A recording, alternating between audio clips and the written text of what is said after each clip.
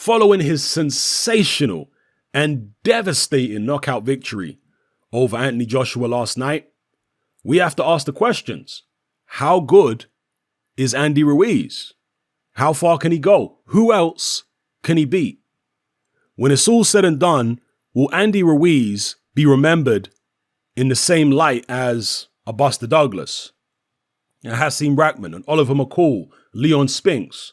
A one-hit wonder, basically. Will he be remembered like that?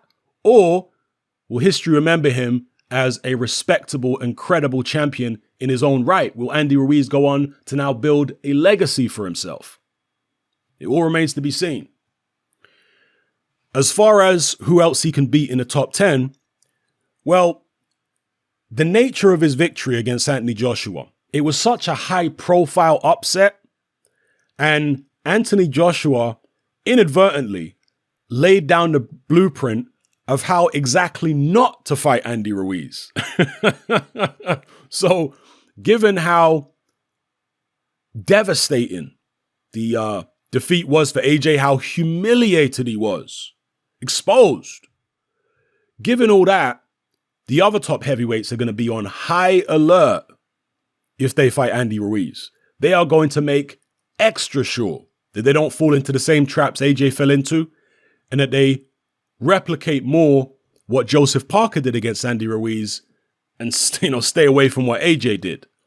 Joseph Parker refused to get in exchanges up close with Andy Ruiz for the most part and boxed the entire fight on his back foot, moving away. That is how most of the other top heavyweights are going to approach an Andy Ruiz fight. Tyson Fury, I think, would beat Ruiz. Deontay Wilder, I think, would beat him. Obviously, you do have a bit more concern in the Deontay Wilder fight because Wilder is more impulsive than someone like Tyson Fury. Fury is a more disciplined boxer. Wilder does get out of position after he throws shots. If Andy Ruiz is able to slip some of Wilder's shots, maybe Andy Ruiz would be able to catch him. But like I say, we've seen Deontay Wilder fight a disciplined fight like he did against Bermane-Stiverne. If he can replicate something like that against Ruiz, I think he can beat Ruiz in similar fashion. And even if he don't manage to stop Ruiz, and I do certainly believe that Deontay Wilder's got the power to stop anybody, other than maybe an anomaly like a Marius Wack when he was in his prime, who had a ridiculous chin, I don't see anybody standing up to Deontay Wilder's right hand. Nobody I can think of right now, if he lands clean. Maybe Andy Ruiz will surprise me on that, but I don't think so. So Ruiz is going to have to be careful fighting Deontay Wilder, of course. Wilder's going to have to be careful fighting him. And as I say, I suspect Wilder would replicate a similar strategy to what he employed against Bermane-Stiverne in their first fight. So yeah, I would be picking Deontay Wilder, Tyson Fury to beat Ruiz. Povetkin would be interesting. How would Povetkin approach the Ruiz fight? Ruiz is a young guy, fast hands, good power there. That would be a really good fight. I would actually lean towards Povetkin. And here's one of the things as well. If Andy Ruiz wants to go on to build himself a legacy and not just be a flash in the pan, a Buster Douglas, an Oliver McCall, a Hasim Rahman, if he wants to go on to be, to go down in history and be remembered as a top world champion in his own right, he's going to need to step his game up from this point. He's going to need to drop some weight, speed up his feet, and not be one-dimensional. Because right now, Andy Ruiz does one thing. He stalks you, he waits for you to throw punches, he counters you, he beats you to the punch in exchanges with the very fast hands. That's what Andy Ruiz does. He's going to need to have faster feet and more upper body movement if he wants to take his game to the next level. And that's what Andy Ruiz has been talking about.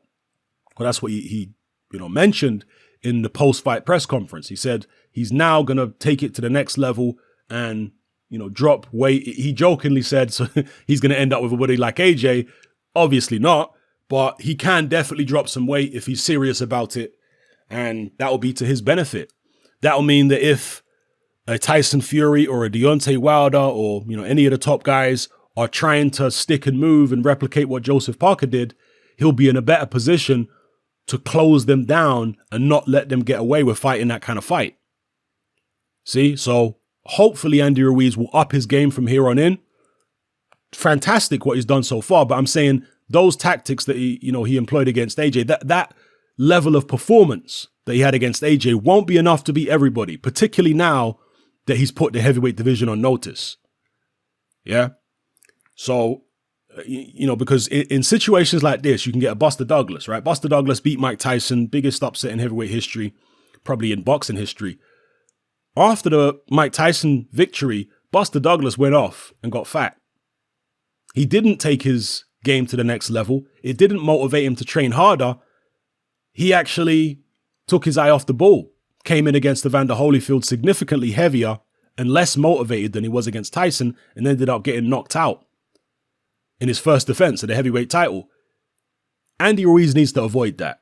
He needs to be motivated by this victory to train harder and be better, bring his weight down, add more wrinkles to his game, and, not just sit on the throne and act like he's made it, be holidaying and, eating and stuff like that with his family. He needs to avoid all that if he wants to build a legacy for himself. Hopefully, he will avoid all that. He'll improve his game and then, go on to be a very respectable heavyweight champion in the history books. So anyway, getting back to the list, Povetkin will be interesting. I might favor Ruiz in that fight. Dylan White, now I've said for a long time, long before Ruiz ever signed to fight AJ, any of you who have been in my boxing group or, been following my channel for any length of time will know that I've said for a long time I think Ruiz would beat Dylan White. Yeah, I think Ruiz would beat Dylan White. Just stylistically, I don't think Dylan White will be able to handle Andy Ruiz. Yeah, he's going to look at the AJ fight too and think maybe I can replicate what Parker did, but I don't think Dylan White has enough of a height and reach advantage over Andy Ruiz. I don't think he's going to be quick enough on his feet to be able to stay away for the 12 rounds. So I would actually pick Andy Ruiz over Dylan White. And hey, it's heavyweight boxing. I'm definitely not counting Dylan White out. Maybe he'd be able to do, to beat Ruiz, but we'll see. And of course, these heavyweights now, particularly somebody like Dylan White, he must secretly be happy that Andy Ruiz won, at least on some level. Now, he might be thinking, I should have taken my opportunity against AJ. He might be thinking that. But at the same time, AJ has knocked him out before. So the prospect of facing an Andy Ruiz, he might think, you know what? I can beat this guy. This guy isn't a big, tall, guy like AJ. This guy's shorter than me, got shorter arms than me, and I've seen exactly what not to do against him. I reckon I can beat him. So, we'll see what Dylan White does, but I would pick Ruiz over White. Jarrell Miller against Andy Ruiz, that's a fight I always wanted to see. From years ago, I was saying I'd like to see Jarrell Miller against Andy Ruiz, but we need to see where Jarrell Miller's at without the PEDs, because he just might not be the same at all. And in that case, you would favor Andy Ruiz. Luis Ortiz, well, he's getting up there in age, and interestingly, Luis Ortiz, along with Tyson Fury, and there were many other fighters, to be fair, but in the heavyweight division, Luis Ortiz and Tyson Fury both said that they wouldn't be surprised if Andy Ruiz beats Anthony Joshua. Luis Ortiz said he rates Andy Ruiz going, this is before the fight. He said he rates him and he's got a chance and people should not write this guy off. Tyson Fury said something similar. He said it would be no shock if Ruiz beats Anthony Joshua. So Luis Ortiz would definitely be on his guard against an Andy Ruiz. How would Andy Ruiz fare against the southpaw? Would it be more difficult in terms of the angles and in landing the shots that he wants to land? I think that'd be a really good fight. And of course, we have to see how Luis Ortiz fares in the Deontay Wilder rematch, because if he gets beaten again in devastating fashion, maybe he'll be on the way out and maybe he'll end up as food for somebody like an Andy Ruiz. So we have to see how Luis Ortiz does. But right now, that'd be a very interesting fight. I would say a pick'em fight, Luis Ortiz against Andy. In fact, I might slightly edge towards Luis Ortiz. Maybe he'll be able to, stick and move around, stay away from Andy Ruiz for the most part, shoot the occasional left hand and just outmaneuver the guy, because he's definitely going to have the quicker feet. Even though Ortiz is, as old as the pyramids, he can still move and get up on his toes when he wants to. So I might slightly favor Luis Ortiz. Kubrat Pulev, I'll probably favor Ruiz over Pulev. Although, when Pulev is on his game, he's a very clever boxer. I know he's not the most pleasing fighter in terms of entertainment value, but he's a very clever boxer when he's on his game, and he's incorporated clinching into his game now. So, and he's taller than Ruiz, he's got a longer reach, but offensively, does Kubrat Pulev have enough artillery there to be able to keep Ruiz off and score enough, good shots to be winning the rounds?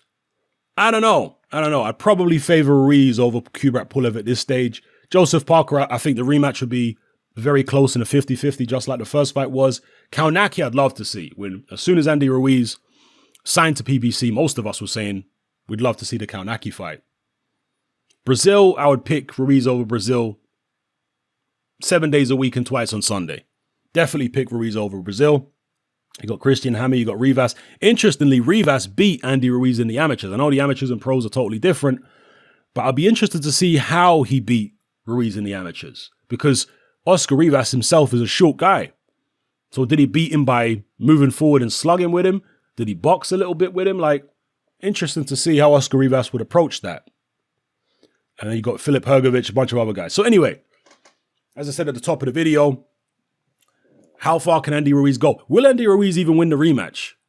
Right now, you would have to imagine most people will be picking Andy Ruiz in the rematch. Because, as I've said before, it's not just because he won the first fight, it's also because Anthony Joshua is going to be mentally scarred from that loss. It wasn't just a loss, it was a humiliation in front of millions of people in a high-profile situation in his American debut with the weight of the world on his shoulders. And to get humiliated like that in front of all those people, I'm telling you now, people, that takes a tremendous toll on you psychologically. How will he be able to cope with that? How will he be able to rebuild himself in time for an Andy Ruiz rematch? They're talking about November. Will that be enough time to recover? Because you have to imagine in the rematch, Ruiz is going to be more aggressive because he knows he can hurt AJ. He may come in better shape. And AJ is going to know that, Ruiz can hurt him. The first time Ruiz lands anything solid, how's AJ going to react? Because he didn't react well the first time Ruiz landed solid in the first fight. So you can't imagine he's going to react any better if Ruiz lands solid in the rematch. Yeah, AJ can move around and, stay negative from the opening bell, try stick and move and replicate what Joseph Parker did. That's his best bet. But even then, if Ruiz improves, enough in terms of speeding up his feet, maybe he can shut all that down. AJ wants to move a bit more. All right, Ruiz has come in 20 pounds lighter. He can successfully cut AJ off, hit him with the power jab, come inside on low combinations and produce a similar performance to the first time, or maybe beat AJ on points. Maybe AJ will be gun shy. Maybe AJ will still be shell-shocked in the rematch. So it's all up in the air at the moment. It's heavyweight boxing. As I've been saying for the longest on this channel, we are going to see monumental upsets in this era of heavyweight boxing. And don't think for a second that this AJ Ruiz upset is the only one. Oh no, there's going to be more. That's one thing I am proud of. We all get predictions right and wrong, but I'm proud of the way I have accurately predicted how this particular era of heavyweight boxing will turn out. Not because I'm a genius, but because I've been paying attention to boxing history. I was around watching boxing in the 90s. I saw all the upsets then. The 80s, mid to late 80s, when I first started watching boxing through the 90s, I've seen all the upsets, even in the Klitschko era. Vladimir Klitschko was upset a number of times before he went on the 10-year run as a dominant champion. So there's going to be more upsets than this, people. We just have to wait and see who's going to be next. I think everybody's going to be on their guard for now, not just against Ruiz, but even against, other opponents that they're going to face. Dylan White's going to be on his guard against Oscar Rivas. Tyson Fury's going to be on his guard against Tom Schwartz. Deontay Wilder's going to be on his guard against Luis Ortiz because nobody wants to go out the way AJ went out. That was humiliating. So, yeah, let's see what Andy Ruiz can do. Drop your comments in the comment section below. As I say, to bring it all back around. I think Andy Ruiz can beat AJ in a rematch. I'm not saying he definitely will. He can, but in order to have longevity as a champion, I want to see Andy Ruiz bring that weight down so that when opponents try to replicate what Joseph Parker did, he's got an answer for it. He can close them down more quickly. He doesn't have to wait and wait and wait for them to come and exchange with him before he can get any shots off. He'll be able to actively stalk them more effectively, and defeat them. So, yeah, hopefully Andy Ruiz ups his game. Let me know what you guys think in the comment section below. How far can he go? Who else can he beat? How will history remember him? Yeah, just drop it all below in the comment section. It's happening. I'm out. Join me on Patreon.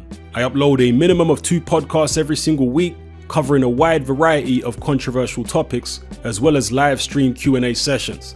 Take a look on screen right now at some of the podcasts I've produced so far. For just $3 a month, the equivalent of about £2 a month, you get access to all my new podcasts and my entire back catalogue of past podcasts, including my popular Confessions of a Nightclub Bouncer series. You can listen on your computer or on your smartphone or tablet by downloading the Patreon app from the Google Play Store or the App Store for free. The Patreon app also allows you to download each podcast in MP3. For less than the price of a cup of coffee, you get access to dozens of hours of exclusive content. It's easy to sign up, there's no contract, and you can cancel at any time. So come and join our community of free and critical thinkers by signing up with me here on Patreon today.